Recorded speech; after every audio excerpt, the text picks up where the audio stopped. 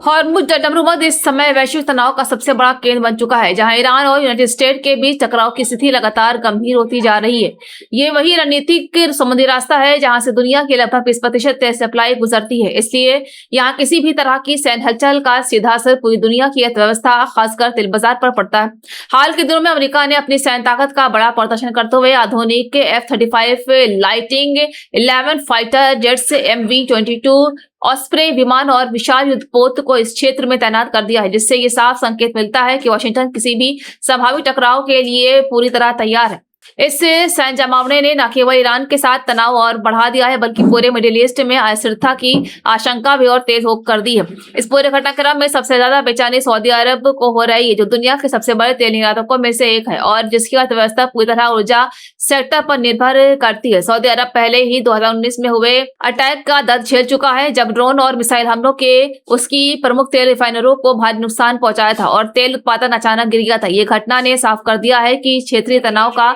सबसे बड़ा खामियाजा सऊदी अरब को ही भुगतना पड़ सकता है। अब मौजूदा हालात में उसे ये डर सता रहा है कि यदि ईरान और अमेरिका के बीच सीधा सैन्य संघर्ष शुरू होता है तो उसके तेल संयंत्र, पाइपलाइन और निर्यात ढांचे फिर से निशाने पर आ सकते हैं, जिससे न केवल उसकी अर्थव्यवस्था को भारी झटका लगेगा, बल्कि वैश्विक ऊर्जा आपूर्ति भी पूरी तरह से प्रभावित हो सकती है। इसी कारण सऊदी अरब अब खुलकर जंग के खिलाफ नजर आ रहा है और वो अमेरिका से लगातार ये अपील कर रहा है कि वो तनाव कम करने के लिए कूटनीतिक रास्ता अपनाए और ईरान के साथ बातचीत करें। सऊदी अरब की ये रणनीति सिर्फ अपनी सुरक्षा तक सीमित नहीं है, बल्कि वो पूरे क्षेत्र में स्थिरता बनाए रखने की कोशिश भी कर रहा है, क्योंकि किसी बड़े युद्ध का असर पूरे मिडिल ईस्ट को अस्थिर कर सकता है। दूसरी तरफ अमेरिका अपनी तैनाती को डिटरेंस यानी रोकथाम की रणनीति बता रहा है, जिसका मकसद ईरान को किसी भी आक्रामक कदम से पीछे हटाना है।